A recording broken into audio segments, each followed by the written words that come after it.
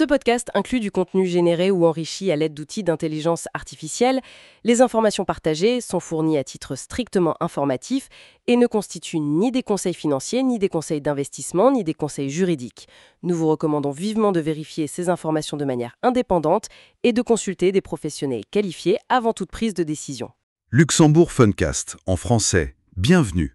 Aujourd'hui, on se penche sur le droit bancaire et financier luxembourgeois. Ses fondamentaux, mais aussi ses évolutions toutes récentes. C'est essentiel, je crois, pour comprendre pourquoi ce centre financier fonctionne si bien. Absolument. L'idée, c'est de décrypter un peu ce cadre qui est à la fois très stable et en même temps qui bouge beaucoup. On va regarder la loi fondatrice, celle de 93. Oui, et puis les textes plus récents, comme DORA ou la modification sur les garanties financières. Sans oublier, bien sûr, la stratégie luxembourgeoise, le rôle de la CSSF. La commission de surveillance du secteur financier, oui. Exactement. Et ce qui fait vraiment la spécificité de la place. Alors, commençons par le début. Cette fameuse loi du 5 avril 1993. Plus de 30 ans après, elle est toujours là, centrale. Tout à fait. C'est vraiment le socle. Son principe clé, c'est l'article 2. Il faut un agrément. Un agrément préalable pour être établissement de crédit ou professionnel du secteur financier. Les PSF. Les PSF, oui. Sans cette autorisation écrite de la CSSF, eh bien on ne peut pas opérer. C'est simple. Et cette loi, elle organise tout l'écosystème. Les banques d'un côté, et puis ces PSF qui sont une catégorie, somme toute, assez large. Oui, ça va des entreprises d'investissement classiques aux agents de domiciliation, par exemple, qui fournissent le siège social, les services administratifs, et même jusqu'aux PSF de support. C'est ça.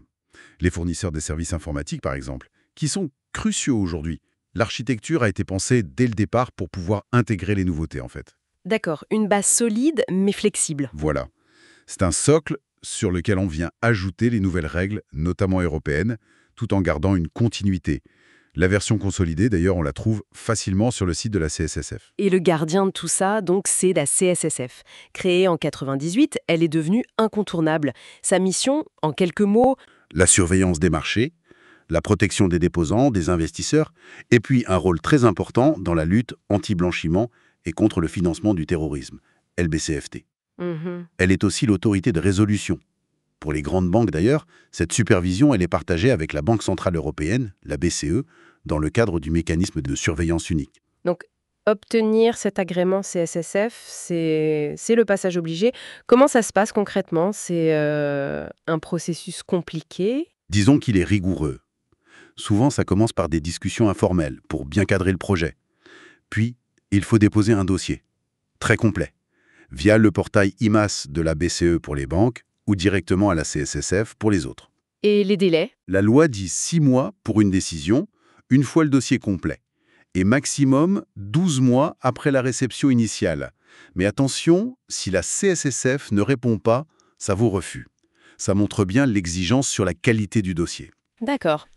Ce cadre de 93, il est solide, mais le monde financier bouge très vite. Justement, quelles sont les évolutions récentes qui ont un impact majeur? Vous parliez de 2 lois de 2024. Oui, exactement. D'abord, la loi du 1er juillet 2024. Elle intègre le règlement européen DORA. DORA, le Digital Operational Resilience Act. C'est ça. En gros, ça veut dire plus d'exigences sur la gestion des risques liés aux technologies de l'information et de la communication, l'éthique. Il faut faire des tests de résilience, notifier les incidents importants via le portail IDESC de la CSSF, et ça, c'est applicable depuis le 17 janvier 2025. D'accord, donc c'est déjà en place.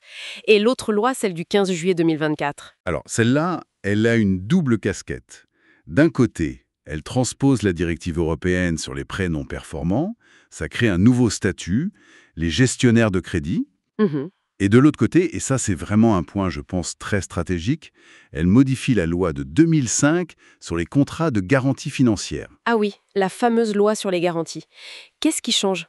L'ajout essentiel, c'est qu'elle confirme que la protection du droit luxembourgeois s'applique, même si une procédure d'insolvabilité contre le créancier gagiste ou le constituant est ouverte en dehors de l'espace économique européen. Le Ah oui, d'accord. Ça illustre bien l'approche luxembourgeoise, non? On transpose l'Europe sérieusement, mais on en profite pour renforcer ses propres points forts. C'est une stratégie consciente. Ah oui, tout à fait. C'est vraiment ça. Le Luxembourg respecte les règles européennes, c'est la clé pour l'accès au marché unique. Mais en parallèle, il consolide ses outils spécifiques, comme cette loi sur les garanties. C'est ce jeu entre conformité et avantages compétitifs qui fait sa force. Un partenaire fiable dans l'UE, mais avec des atouts bien à lui. Et quels sont ces atouts distinctifs alors, Evelyne? Ces fameux Unique Selling Points. Bon, le premier, c'est clairement cette loi de 2005 sur les garanties. Une protection des créanciers très forte, un effet bankruptcy remote, une exécution qui se veut efficace. Deuxièmement, la stabilité. Politique, économique, la notation AA, ça parle. Oui. Troisièmement, l'expertise dans le transfrontalier. On pense aux fonds d'investissement, bien sûr, c'est mondialement reconnu. Et enfin, la flexibilité des véhicules, les OPCVM, organismes de placement collectif en valeurs mobilières ou UCITS, les FIA, fonds d'investissement alternatifs ou IEFs, et puis la SCSP, la société en commandite spéciale, qui a beaucoup de succès. Et pour la suite, quelle trajectoire on peut anticiper ? Eh bien, je pense qu'on va rester sur cette stratégie duale. Il va falloir intégrer les prochaines étapes européennes. Le paquet LBCFT, MiCA sur les crypto-actifs. MiCA, oui. Tout ça avec un focus qui va rester fort sur la digitalisation, DORA pose les bases pour ça, et sur la finance durable.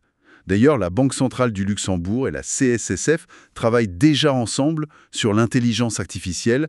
Ça montre cette volonté d'aller de l'avant. Très bien. Si on devait résumer notre discussion en 2 points essentiels à retenir, qu'est-ce ? Le premier point, je dirais, DORA est là. Depuis le 17 janvier 2025, la résilience numérique ce n'est plus une option. C'est une obligation légale stricte pour tout le secteur financier au Luxembourg. Et le second point, la loi du 15 juillet 2024. Au-delà de la directive sur les prénoms performants, elle a surtout bétonné la portée internationale de la loi sur les garanties financières de 2005. C'est un message fort envoyé aux acteurs mondiaux. Le Luxembourg renforce la sécurité juridique pour les transactions, même complexes et transfrontalières. C'est un avantage clé qui est consolidé. Ce podcast inclut du contenu généré ou enrichi à l'aide d'outils d'intelligence artificielle. Les informations partagées sont fournies à titre strictement informatif et ne constituent ni des conseils financiers, ni des conseils d'investissement, ni des conseils juridiques. Nous vous recommandons vivement de vérifier ces informations de manière indépendante et de consulter des professionnels qualifiés avant toute prise de décision. Pensez à liker et à vous abonner le Luxembourg Funcast en version française.